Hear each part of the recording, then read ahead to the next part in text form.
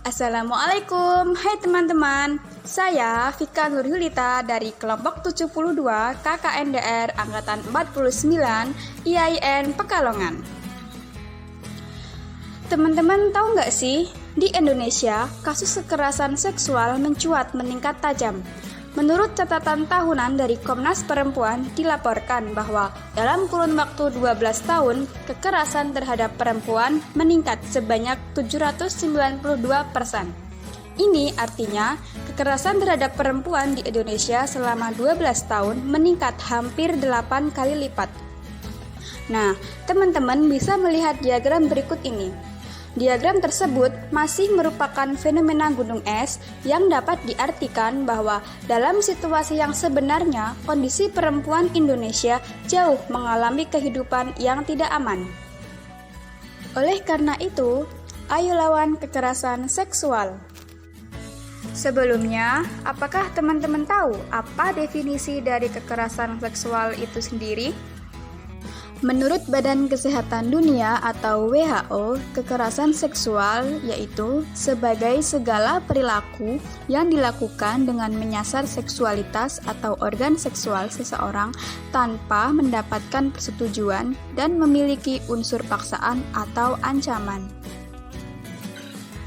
Lalu, bagaimana modus yang dilakukan oleh pelaku kekerasan seksual?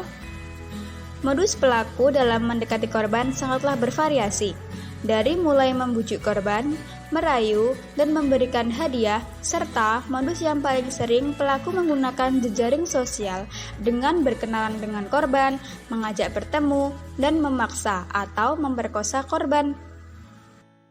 Berikut contoh bentuk dari kekerasan seksual, yaitu pemerkosaan atau pencabulan seksual, pelecehan seksual, pemaksaan kehamilan, perdagangan perempuan untuk tujuan seksual, perbudakan seksual, penyiksaan seksual dan hukuman tidak manusiawi, pemaksaan aborsi, pemaksaan perkawinan, pemaksaan kontrasepsi dan sterilisasi.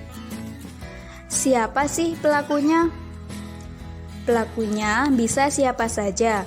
Bisa saja orang yang tidak kamu kenal, tapi bisa juga orang yang sangat dekat dengan kita, seperti ayah, paman, tetangga, teman, guru, pacar, dan lain sebagainya.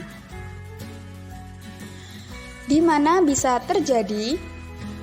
Kekerasan seksual bisa terjadi di mana saja, dari mulai ranah pribadi seperti rumah, bahkan di ranah publik seperti sekolah, kantor, tempat atau kendaraan umum, dan masih banyak lagi. Biasanya, pelaku melakukan aksinya di tempat-tempat sepi yang tidak banyak orang melihat. Lalu, bagaimana jika terlanjur jadi korban kekerasan seksual? Nah, teman-teman bisa melakukan hal-hal berikut ini. Yang pertama, jangan pernah menyalahkan diri sendiri ya, dan yakinlah pada diri sendiri bahwa pelakulah yang bersalah, karena tidak ada yang berhak melakukan kekerasan seksual kepada siapapun. Yang kedua, simpan benda-benda atau alat yang bisa dijadikan sebagai bukti, seperti pakaian dan identitas pelaku. Yang ketiga, jangan langsung membersihkan badan ya teman-teman, karena dapat menghilangkan jejak pelaku.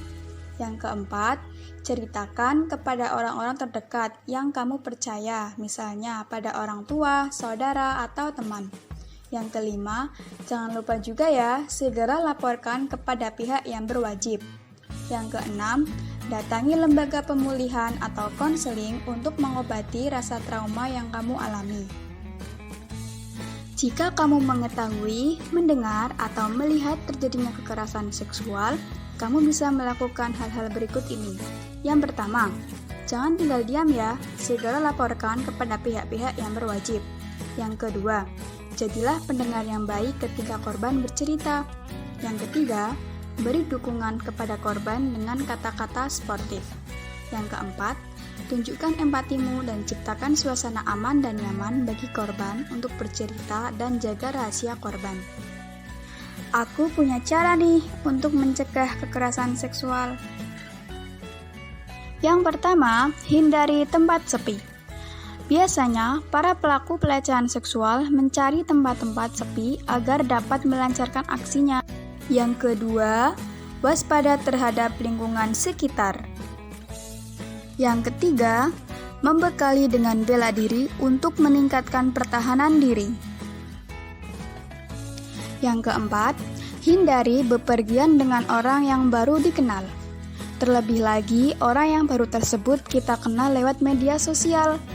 Dan yang kelima, jangan lupa memakai pakaian yang sopan.